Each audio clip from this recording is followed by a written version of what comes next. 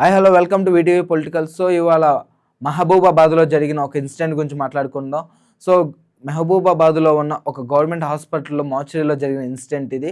So నిన్నైతే ఒక patient అయితే రావటం అయితే జరిగింది.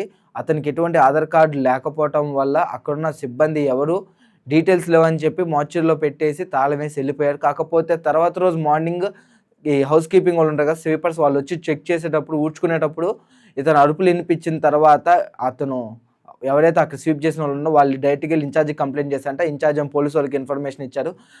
తర్వాత పోలీసు వాళ్ళు వచ్చి ఎంక్వైరీ చేయగా తెలిసింది ఏంటంటే ఆయన అదే ఊరికి సంబంధించిన ఒక చిన్న ట్యాక్సీ డ్రైవర్ అని తెలిసింది. మరి చూడాలి, రాజుగారు అంటే ఆయన పేరు.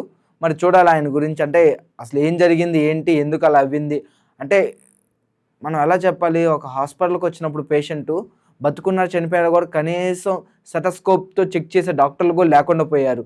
అది కూడా ఒక గవర్నమెంట్ హాస్పిటల్ అవ్వటం. ఎప్పటి నుంచో మనం వింటూనే ఉన్నాం ఇలాంటి గవర్నమెంట్ హాస్పిటల్లో చాలానే జరిగినాయి అని. దాంట్లో ఇంకోటి అవిద్దా లేకపోతే గవర్నమెంట్ దేని గురించి స్పందించి ఇలానే ఏమైనా రిపీటెడ్గా జరిగినాయి ఏమైనా ఉన్నాయా, లేకపోతే ఇది కొత్తదా అనేది కూడా మనం ఒకసారి చూద్దాం.